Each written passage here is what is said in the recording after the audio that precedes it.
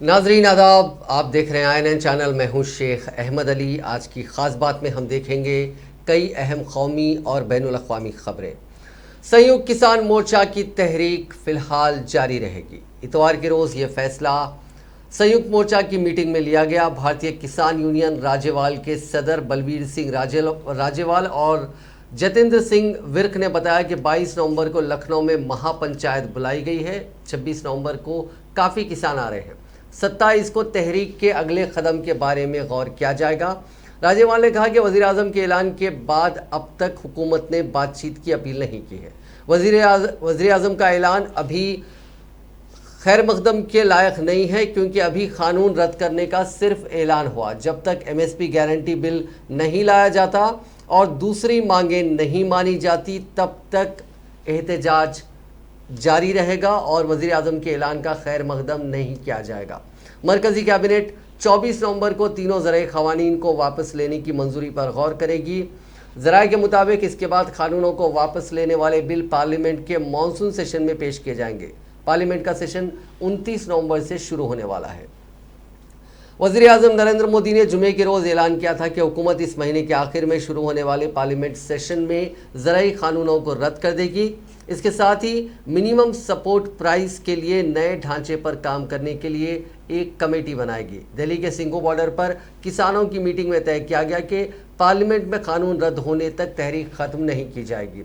इस इजलास में किसान तंजीमों के 70 से ज़्यादा नुमाइंदों ने हिस्सा लिया। इसमें राकेश टिकैत की तरफ से युद्धवीर सिंह शामिल हुए। इजलास में शामिल पंजाब के ज़्यादातर तंजीमें इस बात पर सहमत हुए कि 26 तारीख के बाद दिल्ली की सरहदों से मुजाहिरीन हटा लिए जाएं और नए तरीके से तहरीक चलाई जाए।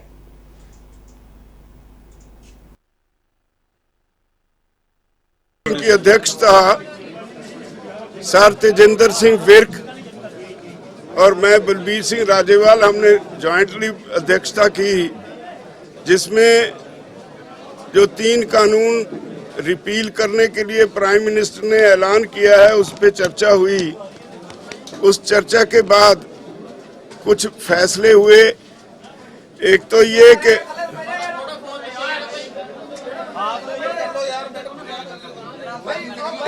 एक ये फैसला हुआ कि जो प्रोग्राम पहले से तय किए गए हैं SKM की तरफ से वो कंटिन्यू करेंगे, वो बाकायदा जारी रहेंगे। 22 को लखनऊ में किसान पंचायत होगी और 26 का प्रोग्राम सारे बॉर्डर्स पे हर जगह पे वो बड़ी गैदरिंग्स होंगी और 29 का वो जो पार्लियामेंट कूच है वो that stands as it is, वो अभी वैसे ही रहेगा। और उस तक क्या डेवलपमेंट्स होती हैं उस पे फैसला करने के लिए 27 को फिर SKM की मीटिंग होगी। 29 से पहले 27 तारीख को फिर एक मीटिंग होगी SKM की। जो हालात उस वक्त तक बनेंगे उस पे फैसला लिया जाएगा। और एक ये भी तय हुआ कि प्राइम मिनिस्टर को एक ओपन लेटर लिखी जाएगी जिसमें जो मांगें बकाया रह गई उसके बारे में जिक्र किया जाएगा। MSP की कमेटी कैसी होगी, उसका अधिकार क्षेत्र क्या होगा, उसकी समय सीमा क्या होगी, क्या क्या वो कमेटी करेगी, ये बातें इस पे चर्चा करने के लिए। और जो बिजली सोध बिल 2020 उन्होंने हमसे वादा किया था, अभी तक पार्लियामेंट में पेश नहीं हुआ, उस पे भी चर्चा होगी, उसके बारे में भी लिखा जाएगा। और पराली वाला कानून जो है उस पे वो उसके बारे में भी लिखा जाएगा, जो अभी तक सारा पेंडिंग है। लखीमपुर की कांग्रेस के साबिक सदर राहुल गांधी ने वज़ीर आज़म नरेंद्र मोदी पर सीधा हमला करते हुए आज कहा कि वो झूठ बोलते हैं, इसीलिए मुल्क की आवाम को उन पर एतमाद नहीं है। कांग्रेस के रहनुमा राहुल गांधी ने कहा कि PM मोदी झूठ बोलते हैं और ज़राअत से मुतालिक तीनों क़वानीन वापस लेने के उनके ऐलान पर किसानों को एतमाद नहीं है, इसीलिए 1 साल से ज़्यादा वक्त से जारी किसान सत्याग्रह जारी है। कांग्रेस के साबिक सदर राहुल गांधी ने ट्वीट किया कि झूठे जुमले झेल चुके अवाम वज़ीर आज़म की बात पर भरोसा करने को तैयार नहीं, किसान सत्याग्रह जारी है। वाज़ेह है कि राहुल गांधी रोजाना किसी न किसी मुद्दे को लेकर मोदी हुकूमत पर हमला कर रहे हैं। इस सिलसिले में गुज़िश्ता रोज चीन सरहद को लेकर राहुल गांधी ने कहा था कि अब हुकूमत को सरहद पर चीन के कब्जे की बात भी तस्लीम कर लेनी चाहिए। उन्होंने ट्वीट करते हुए गुज़िश्ता रोज कहा था कि अब चीनी कब्जे की सच्चाई को भी कबूल करना होगा। पंजाब कांग्रेस के सदर नवजोत सिंह सिद्धू ने आज इल्ज़ाम लगाया कि मिनिमम सपोर्ट प्राइस, गरीबों की खुराक की हिफाजत, सरकारी फसलों की खरीदारी, अवामी तकसीम के निज़ाम यानी PDS को ख़त्म करने की मरकज़ की ज़राअत को ख़त्म करने का पेचीदा मंसूबा ज़रई क़ानून मनसूख करने के बावजूद जारी रहने वाला है, जो अब छिपा हुआ है और ज़्यादा ख़तरनाक होगा। इसीलिए लोगों का असल काम अब शुरू हुआ है। उन्होंने ट्वीट किया कि 3 ज़रई क़वानीन की जीत पर हम खुश हो रहे हैं, लेकिन असल काम तो अब शुरू हुआ। उन्होंने इल्ज़ाम लगाया कि मरकज़ का MSP, PDS, सरकारी फसल की खरीदारी, गरीबों की खुराक की हिफाजत को ख़त्म करने का पुरफरेब मंसूबा जारी रहेगा और अब ये ज़्यादा ख़तरनाक होगा क्योंकि ये छुपा हुआ होगा। उन्होंने इल्ज़ाम लगाया कि मरकज़ की तरफ से MSP पर कानून लाने के बारे में कुछ नहीं किया जा रहा है और हम जून 2020 की सूरत हाल पर वापस आ गए हैं। उन्होंने दावा किया कि छोटे किसानों को कॉरपोरेट्स के चुंगल में फंसने से बचने के लिए पंजाब हुकूमत के ताउन की ज़रूरत होगी। उन्होंने कहा कि सिर्फ पंजाब मॉडल ही वाहिद रास्ता है। वज़ीर दिफा राजनाथ सिंह ने देसी साख्ता तबाहकुन बहरी जहाज़ INS विशाखापट्टनम को आज मुंबई में एक तकरीब में हिंदुस्तानी बहरिया के हवाले किया। इस मौके पर नेवी मिसगांव डॉकयार्ड के सीनियर अफसरान भी मौजूद थे। 163 मीटर लंबा और 7,400 टन बोझ उठाने वाला यह जहाज़ मिसगांव डॉकयार्ड में तैयार किया गया और उसके 75% पुर्जे मकामी हैं। मुंबई डॉकयार्ड में मुनक़िदा तकरीब में राजनाथ सिंह ने मुसगांव डॉकयार्ड के अफसरान, उनके साथियों और INS विशाखापट्टनम के ऑपरेशन में लगाए गए बहरिया के कमांडरों और सेलर्स को अपनी नेक ख्वाहिशात का इजहार किया। राजनाथ सिंह ने कहा कि मैं इस मौके पर आप सबका शुक्रिया अदा करता हूं और हुकूमत की तरफ से हर तरह के ताउन का यकीन दिलाता हूं। उन्होंने INS विशाखापट्टनम पर जहाज़ के फलक की नकाब कुशाई की। यह जहाज़ हिंदुस्तानी बहरिया के लिए 15वें प्रोग्राम के तहत बनाया गया पहला डिज़ास्टर जंगी जहाज़ है। इसमें 35,000 करोड़ रुपए के इस प्रोजेक्ट के तहत 4 जंगी जहाज़ बनाए जाने हैं।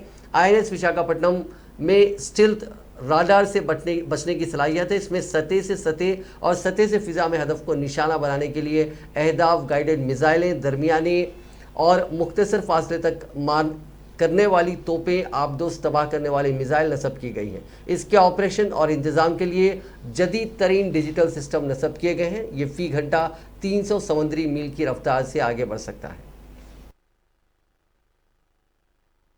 Commanding officers, INS Visakhapatnam and her crew, officials from Yamodi, Indian Navy and Government of India and district governments, Indian and foreign industry partners, distinguished guests, members of the media, ladies and gentlemen, and the Mangalore.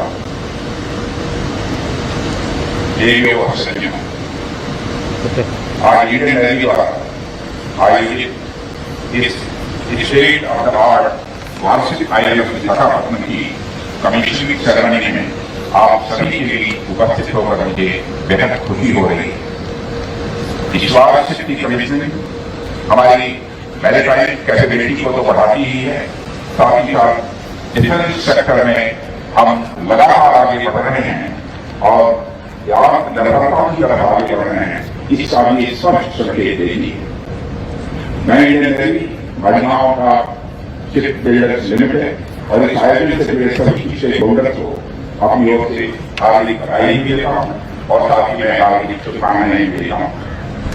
साथ ही मुझे बताया गया है कि 163 metre लंबा यह ship potent first class technological upgrade और यह आधुनिकतम तकनीकों से युक्त state of the art sensor package और वेपन के साथ यह दुनिया के most technologically advance guided missile destroyers में से यह एक होगा।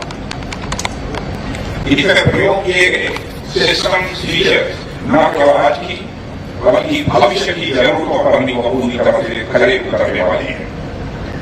मैं इसे बहुत डिटेल में नहीं जाऊंगा, लेकिन मैं जरूर कहूंगा कि इसकी कमीशनिंग हमें हमारे एंशिएंट और रेडबल इंडिया की maritime power ship building skills content के मामले में कांग्रेस ने कहा कि चीन हमारी सरहद में दरअंदाजी करके तामीराती काम कर रहा है, लेकिन हुकूमत हकीकत छुपा रही है और झूठ बोलकर मुल्क को गुमराह किया जा रहा है। कांग्रेस के तर्जुमान अभिषेक मनु सिंघवी ने इतवार के रोज पार्टी हेडक्वार्टर्स में मुनक़िदा स्पेशल प्रेस कॉन्फ्रेंस में कहा कि चीन अरुणाचल प्रदेश में हिंदुस्तानी सरहद में 7 से 6 किलोमीटर के अंदर तामीराती काम करके गांव आबाद कर रहा है, लेकिन वजीर दिफा राजनाथ सिंह असलियत पर पर्दा डालकर कहते हैं कि मुल्क की सरहद में किसी को भी आने की इजाज़त नहीं दी जाएगी। उन्होंने कहा कि चीन ने जनवरी में जिस जगह गाँव को आबाद किया था उससे 93 किलोमीटर दूर हावर सरहद में 6-7 किलोमीटर अंदर गांव आबाद कर दिया गया, लेकिन वज़ीर आज़म नरेंद्र मोदी इस बारे में खामोशी इख्तियार किए हुए हैं और हुकूमत की तरफ से मुतज़ाद बयानात आ रहे हैं। कांग्रेस तर्जुमान अभिषेक मनु सिंघवी ने इस तामीराती काम की फ़ोटो दिखाते हुए दावा किया कि जो ज़मीन कुछ महीने पहले खाली थी वहाँ अब इमारतें बन गई हैं। दुनिया की अहम एजेंसियाँ सेटेलाइट तस्वीर देकर बता रही हैं कि चीन दरअंदाजी कर रहा है, लेकिन हुकूमत हकीकत को छुपा रही है।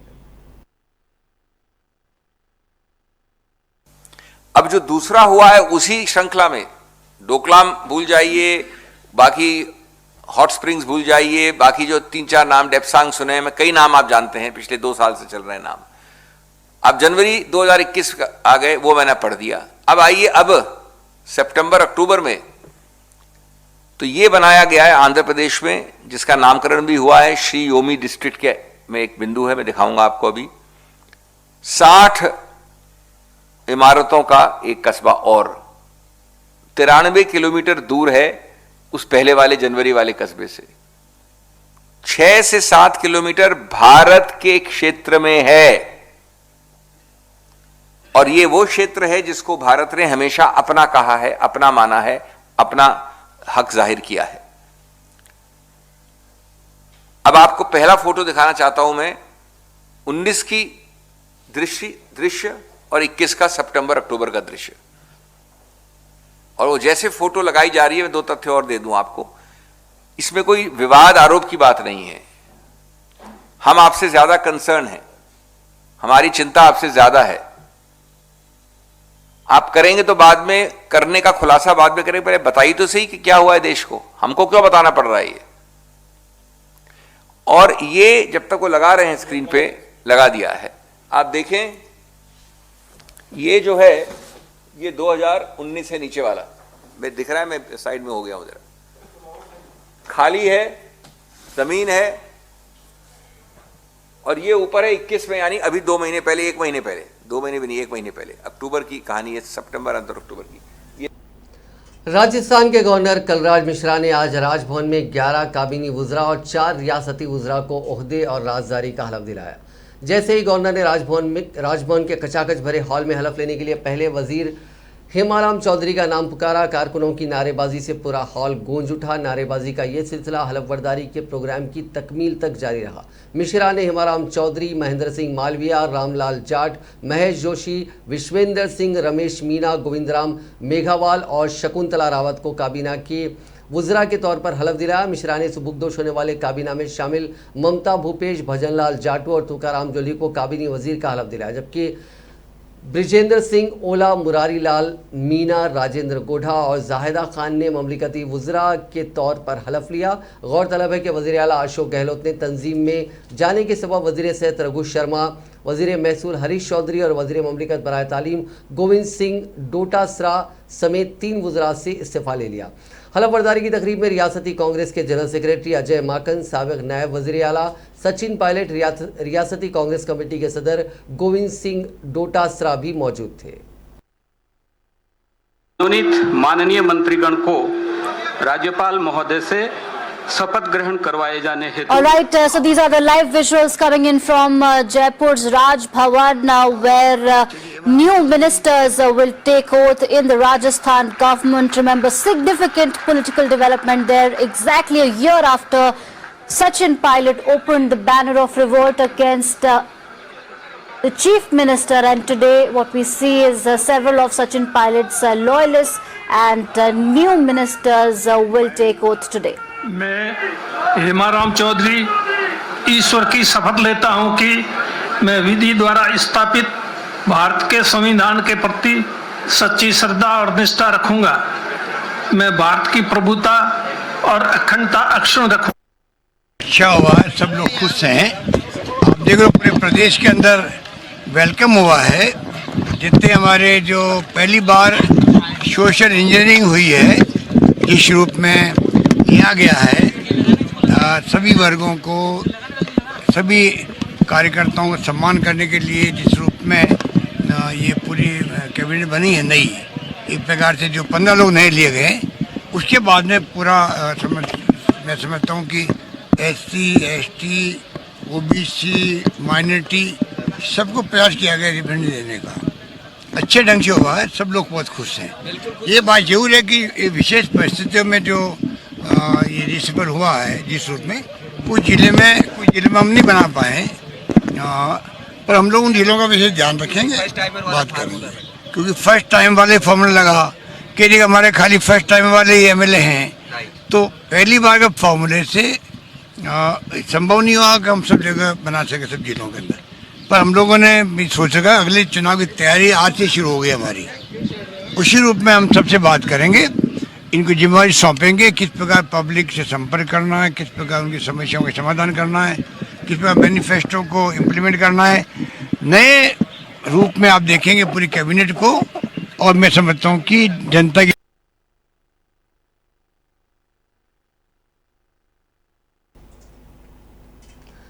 बीजेपी के सीनियर लीडर व मरकजी अक़लियती उमूर के वजीर मुख्तार अब्बास नकवी ने कहा है कि कट कमीशन, करप्शन की विरासत और फसादात व दंगों की सियासत पर मोदी और योगी ने मुकम्मल तौर पर नक़ब लगा दिया है। नकवी ने आज मुनक़िदा इज्तिमाई शादी तकरीब के बाद मीडिया नुमाइंदों से बातचीत में कहा कि बेईमानों की डकैती, बाहुबलियों की फिरौती पर मुकम्मल तौर से लगाम लग जाने से बाहुबली ब्रदरहुड में बौखलाहट है। उन्होंने कहा कि कुछ लोगों के ज़रिए फिर से शहरियत तरमीमी कानून वापस लेने और आर्टिकल 370 को बहाल करने का फ़िरका वाराना नोहागिरी शुरू हो गई है। शहरियत कानून किसी की शहरियत छीनने के लिए नहीं, बल्कि पाकिस्तान, अफगानिस्तान, बांग्लादेश के मुतासिरा हिंदुओं, सिखों वगैरह अक़लियतों को शहरियत देने का कानून है।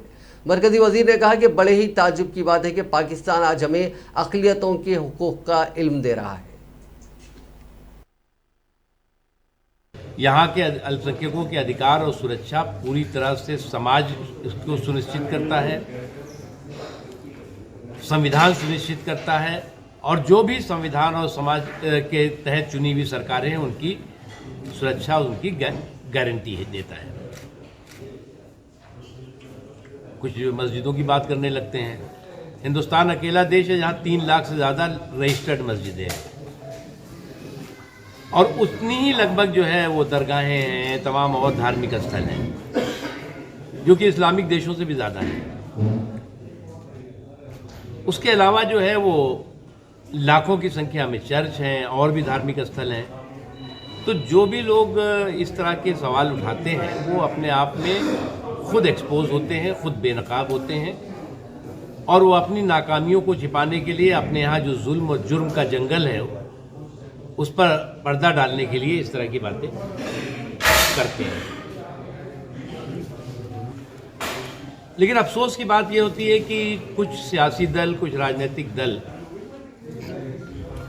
जिस तरह से सुर में सुर मिलाते हैं, चाहे वो समाजवादी पार्टी हो, चाहे कांग्रेस पार्टी या और लोग, उसका दुरुपयोग पाकिस्तान का जो जिहादी इस्टेब्लिशमेंट है, जाहिल इस्टेब्लिशमेंट है, वो करता है। और वो दुनिया को ये बताने की कोशिश करता है कि देखिए कांग्रेस पार्टी के लीडर ने ये बयान दिया, समाजवादी पार्टी के लीडर ने ये बयान दिया, और कोई और है। उन बयानों को पंजाब के साबिक वज़ीर आला कैप्टन अमरिंदर सिंह कांग्रेस के रियासती सदर नवजोत सिंह सिद्धू के खिलाफ इलेक्शन नहीं लड़ेंगे। कैप्टन ने ऐलान किया कि वो पटियाला से ही इलेक्शन लड़ेंगे। पटियाला 400 साल से उनके साथ रहा, पटियाला उनकी रियासत रही, सिद्धू की खातिर मैं पटियाला नहीं छोड़ूंगा। कैप्टन की ये बात इसलिए अहम है क्योंकि अब तक वो कहते रहे हैं कि सिद्धू को किसी भी सूरत में नहीं जीतने देंगे। इसके बाद नवजोत सिंह सिद्धू की बीवी नवजोत कौर सिद्धू ने कैप्टन को अमृतसर ईस्ट से इलेक्शन लड़ने की चुनौती दी थी। कैप्टन अमरिंदर सिंह पंजाब लोक कांग्रेस पार्टी के जरिए असेंबली इंतखाबात लड़ेंगे। ज़राई कानूनों की वापसी के बाद किसान तहरीक खत्म होने का इम्कान जताया जा रहा है। ऐसे में कैप्टन की बीजेपी से सीट शेयरिंग करने की शर्त भी पूरी हो रही है। कैप्टन अमरिंदर सिंह का कहना है कि सिद्धू को वो 2022 में पंजाब इलेक्शन नहीं जीतने देंगे। इससे कयास लगाए जा रहे थे कि कैप्टन खुद सिद्धू का मुकाबला करेंगे। अब कैप्टन खेमा कह रहा है कि सिद्धू के खिलाफ मजबूत कैंडिडेट उतारा जाएगा।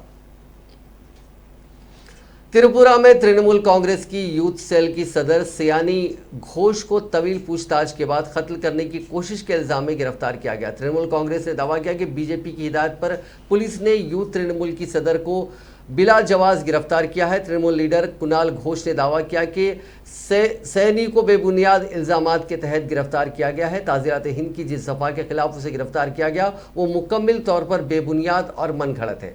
पुलिस को सियासी फायदे के लिए इस्तेमाल किया जा रहा है। Trinamool all India general secretary Abhishek Banerjee की कल अगरतला में मीटिंग है, उसे नाकाम बनाने के लिए सयानी को गिरफ्तार किया गया है। गिरफ्तारी के बाद भी उन्हें अदालत में पेश नहीं किया जा रहा है। त्रिपुरा की पुलिस ने बताया कि तृणमूल लीडर सयानी घोष हफ्ते की रात इंतखाबी मुहिम के बाद होटल लौट रही थी। वो गाड़ी में ड्राइवर के पास बैठी हुई थी। तृणमूल की साबिक एमपी अर्पिता घोष और सुदीप राहा पिछली सीट पर बैठे थे। इसी दौरान गाड़ी ट्रैफिक में फंस गई। महल्ले के लोगों ने सैनी को हाथ हिलाया और खिला होबे के नारे लगाए। तृणमूल कांग्रेस के लीडरों ने भी नारे लगाए। पुलिस का दावा है कि इस दरमियान सयानी घोष की गाड़ी की टक्कर से एक शख्स जख्मी हुआ। इस वाक़े के बाद पुलिस इतवार की सुबह सयानी घोष के होटल पहुंची। सयानी को अगरतला के ईस्ट वुमेन पुलिस स्टेशन लाया गया। इस मौके पर तृणमूल कांग्रेस के कई कायदीन भी मौजूद थे। सयानी के थाने में दाखिल होने के बाद तृणमूल कांग्रेस और बीजेपी कायदीन के वर्करों के दरमियान टकराव की नौबत पैदा हुई। झारखंड के पलामू जिले में इतवार के रोज एक पुलिस स्टेशन में ब्लास्ट हो गया। इसमें 5 पुलिस एहलकार जख्मी हो गए। ये धमाका कचरा साफ करने के दौरान हुआ। एसपी चंदन कुमार सिन्हा ने बताया कि चैनपुर थाने के कैंपस में किसी ने पेट्रोल से भरी बोतल कूड़े के ढेर में फेंक दी थी। इस ढेर में आग लगा दी गई। इसी से धमाका हुआ। जख्मी पुलिस एहलकारों को मेदिना राय मेडिकल कॉलेज में इलाज के लिए दाखिल करवाया गया है। इनमें से एक की हालत नाजुक बताई जा रही है। इंडियन एयरफोर्स अगले साल जनवरी से राफेल की फ्लीट को अपग्रेड करने जा रहा है। हिंदुस्तान की ज़रूरतों के हिसाब से किए जा रहे इस अपग्रेड से एयरफोर्स को मजबूती मिलेगी। हिंदुस्तान की तरफ से राफेल में हाईली कैपेबल मिसाइल, लो बैंड जैमर और सैटेलाइट कम्युनिकेशन की मांग की गई है। एयरफोर्स की तरफ से रिक्वायरमेंट को मंजूरी मिलने के बाद जनवरी में अपग्रेडेशन का काम शुरू होगा। हिंदुस्तान को फ्रांस की तरफ से जुमला 30 राफेल फ्लाइट सौंपे जा चुके हैं। इनमें से 3 और प्लेन्स दिसंबर के दूसरे हफ्ते में हिंदुस्तान पहुंचेंगे। राफेल को 2016 की डील के तहत सभी रिक्वायरमेंट से लैस किया गया है। डील के मुताबिक अपग्रेड करने वाली किट फ्रांस से हिंदुस्तान लाई जाएगी और हर महीने 3 से 4 राफेल प्लेनों को इंटरनेशनल रूल्स के मुताबिक अपग्रेड किया जाएगा। एक न्यूज़ एजेंसी के मुताबिक एयरफोर्स के अहदेदारों की high level team Rafale flights की परफॉर्मेंस की जांच के लिए फ्रांस पहुंची है। फ्रांस के आईट्रेस एयरबेस पर मौजूद इन प्लेनों का टेल नंबर RB008 है। फ्रांस से हिंदुस्तान आने वाला आखिरी प्लेन RB008 होगा। इसका नाम एयरफोर्स के साबिक सरबराह air chief marshal RKS Bhadauria के नाम पर रखा गया है। IPL की champion team Chennai Super Kings के कप्तान महेंद्र सिंह धोनी ने इशारा दिया है कि वो इंडियन प्रीमियर लीग में चेन्नई सुपर किंग्स की नुमाइंदगी जारी रखेंगे और उन्हें उम्मीद है कि उनका आखिरी T20 मैच चेपाक के ग्राउंड में होगा। इससे कबल कोलकाता नाइट राइडर्स के खिलाफ IPL के फाइनल में सुपर किंग्स की 2021 जीत के बाद धोनी ने कहा था कि आने वाले सीजन से मुतालिक कोई भी फैसला टीम के मफाद को मद्देनजर रखते हुए लिया जाएगा। बड़ी नीलामियों और हर टीम को सिर्फ 4 खिलाड़ियों को बरकरार रखने की इजाज़त के साथ बतौर खिलाड़ी उनके मुस्तकबिल पर गैर यकीनी का साया बना हुआ है। ताहम सुपर किंग्स के मालिक N श्रीनिवासन ने इशारा दिया था कि वो चेन्नई टीम के साथ किसी न किसी किरदार में चेन्नई टीम के साथ वो वाबस्ता रहेंगे। फ्रेंचाइज की जानिब से मुनक्किदा एक तकरीब में धोनी ने कहा कि मैंने हमेशा अपनी क्रिकेट की मनसूबाबंदी की है। आखिरी वनडे जो मैंने हिंदुस्तान में खेला था वो रांची में था। उम्मीद है कि मेरा आखिरी T20 मैच चेन्नई में होगा, चाहे वो अगले साल ही क्यों ना हो या 5 साल बाद, मुझे नहीं मालूम। अब नज़र डालते हैं कोरोना से जुड़े कुछ आंकड़ों पर। पिछले 24 घंटों में दुनिया भर में कोरोना के 4,35,820 नए मामला दर्ज हुए। इसी दौरान 7,174 अफराद की मौत हुई। इस इजाफे के बाद दुनिया भर में कोरोना से मुतासरीन का मजमूई आंकड़ा 25,76,00,000 के पार हो गया, जबकि अमवात की तादाद बढ़कर 51,66,418 हो गई। अब भी दुनिया भर में 1,98,85,010 अफराद का कोरोना का इलाज जारी है। कोरोना वायरस के केसेस में गिरावट के दरमियान गुज़िश्ता 24 घंटों के दौरान हिंदुस्तान के मुख्तलिफ हिस्सों में 12,000 से ज़्यादा लोगों ने इस जानलेवा वबा को शिकस्त दी है। हफ्ते को मुल्क में 66,25,970 अफराद को कोरोना से बचाव के टीके लगाए गए और अब तक 1,16,50,55,210 अफराद को वैक्सीन लगाई जा चुकी है। इतवार की सुबह मरकज़ी वजारत सेहत की तरफ से जारी करदा ताज़ा तरीन आदाद व शुमार के मुताबिक गुज़िश्ता 24 घंटों में कोरोना वायरस के 10,488 नए केसेस सामने आने के बाद मुल्क में मुतासरीन की मजमूई तादाद बढ़कर 3,45,10,413 हो गई। इस दौरान 12,329 मरीज सेहतयाब हो चुके हैं और उसके साथ ही इस वबा को शिकस्त देने वालों की तादाद 3,39,22,037 हो गई। मुल्क में कोरोना वायरस के एक्टिव केसेस 2,154 से घटकर 1,22,714 पर रह गए हैं। इस दौरान 313 मरीजों की मौत के बाद हलाक शुदगान की मजमूई तादाद 4,65,662 हो गई है। एक वालिद ने अपनी बेटी की विदाई हेलीकॉप्टर कर अपनी बेटी का सपना पूरा किया। भरतपुर के पिपला गांव में इतवार के रोज एक वालिद ने अपनी बेटी के सपने को पूरा करते हुए उसकी विदाई हेलीकॉप्टर से की। बेटी का सपना था कि शादी के बाद पहली बार वो अपने ससुराल हेलीकॉप्टर से जाए। बेटी के सपने को आज उनके वालिद ने पूरा किया। पिपला गांव में हेलीकॉप्टर को देखने के लिए पूरा गांव इकट्ठा हो गया। खेत में हेलीपैड बनाया गया जहां फायर ब्रिगेड और कई पुलिस एहलकार तैनात रहे। पिपला गांव के साबिक सरपंच राजाराम की बेटी 21 साल की दुर्गेश का सपना आज पूरा हुआ। कल दुर्गेश की शादी विजेंद्र के साथ हुई थी। विजेंद्र उत्तर प्रदेश में हाथरस जिले के खिरनी नगला इलाके का रहने वाला है। दुर्गेश की हफ्ते के रोज बारात आई और आज सुबह दुर्गेश की विदाई हुई। वालिद ने अपनी बेटी के सपने को पूरा करने के लिए दिल्ली से 2,10,000 रुपये किराया देकर हेलीकॉप्टर बुलाया। वालिद राजाराम ने बताया कि जब दुर्गेश 2 साल की थी तो उसकी मां का इंतकाल हो गया था। तब से उन्होंने अपनी बेटी को माँ बाप दोनों का प्यार दिया था। दुर्गेश का ख्वाब था कि उसकी विदाई हेलीकॉप्टर से हो। आज बेटी का ख्वाब पूरा करने का वक्त आया जिसे उन्होंने बखूबी निभाया। दुर्गेश बहुत छोटी थी तब उसने अपने वालिद को हेलीकॉप्टर से विदाई करने को कहा था। राजाराम ने तब दुर्गेश से वादा किया था जिसे आज उन्होंने पूरा किया। दुनिया की सुपर पावर माने जाने वाली अमेरिका को पछाड़कर चीन दुनिया का सबसे अमीर मुल्क बन गया है। दुनिया भर के मुल्कों की बैलेंस शीट पर नजर रखने वाली management consultant magazine McKinsey and company की रिसर्च ब्रांड की रिपोर्ट के मुताबिक पिछले 20 सालों में दुनिया की मुकम्मिल जायदाद 3 गुना बढ़ी है। इन जायदादों में चीन की हिस्सेदारी 1/3 यानी लगभग 33% है। रिपोर्ट के मुताबिक साल 2000 में दुनिया की मजमूई जायदाद या उसका टोटल वर्थ 156 खरब डॉलर था, जो 2 दहाकों बाद यानी साल 2020 के बाद बढ़कर 514 खरब डॉलर हो गया। रिपोर्ट के मुताबिक साल 2000 में चीन की मुकम्मिल वर्थ 7 अरब डॉलर थी, जो साल 2020 में तेज़ी से बढ़कर 120 खरब डॉलर तक पहुंच गई। अमेरिका की वर्थ बीते 20 साल में बढ़कर दुगनी हो गई है। साल 2020 में अमेरिका के पास मुकम्मिल जायदादें 90 खरब डॉलर पर पहुंच गई हैं। रिपोर्ट का कहना है कि यहां प्रॉपर्टी के दामों में बहुत ज़्यादा इजाफा ना होने से अमेरिका की जायदाद चीन के मुकाबले कम रही और वो अपना नंबर 1 का मकाम गंवा बैठा। रिपोर्ट में कहा गया कि चीन और अमेरिका से पैसे का एक बहुत बड़ा हिस्सा कुछ अमीर लोगों तक ही महदूद है। रिपोर्ट के मुताबिक इन दोनों मुल्कों में 10% आबादी के पास सबसे ज़्यादा पैसा है। रिपोर्ट में इस बात का भी जिक्र किया गया है कि इन मुल्कों में अमीरों की तादाद तेज़ी से बढ़ रही है, जिसकी वजह से अमीर और गरीब मुल्कों के बीच का जो फ़र्क है वो बहुत ज़्यादा बढ़ गया है। रिपोर्ट में ये भी कहा गया कि मजमूई तौर पर दुनिया की जो जायदाद है वो 68% इसका जो हिस्सा है वो एक महदूद तबके के पास ही है।